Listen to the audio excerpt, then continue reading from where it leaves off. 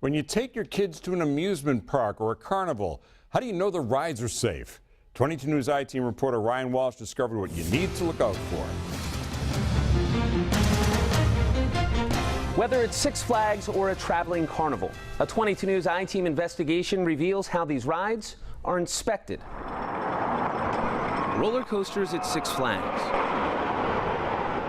Carnival rides at a local festival. Some states don't inspect these rides. In Massachusetts, it's mandatory.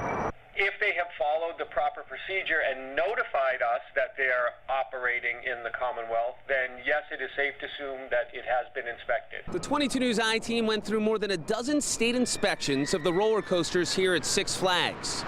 We discovered there weren't that many problems, and most of them were minor.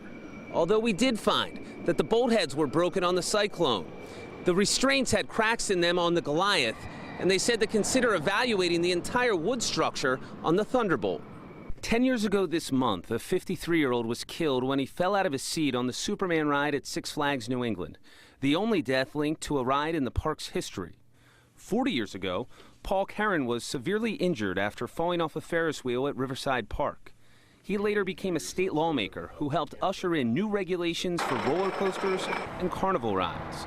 He also worked with Six Flags to make sure their safety procedure is top tier. What were the regulations like then and how have they changed? As a result of my accident, the state created the Department of Public Safety's inspectors.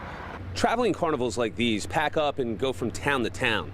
That's why state inspectors have to sign off on every ride before any carnival opens. And the goal here and with us and with every state is to not hurt people. We just don't want to have any trouble. We want people to have a good time, and we have to stay in business.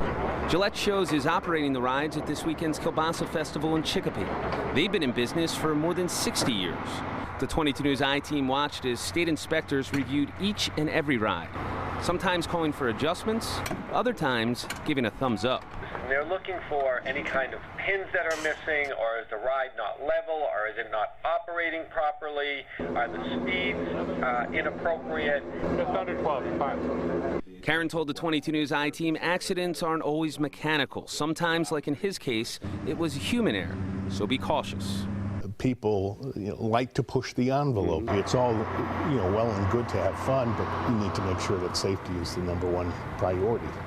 There's two ways to be sure if a ride has been inspected. First, it needs to have a Massachusetts ID sticker with the current year on the ride, and there's a regularly updated list of traveling carnivals the state inspects. To see that list, you can go to our website, wwlp.com. I'm Ryan Walsh, working for you with the 22 News I-Team.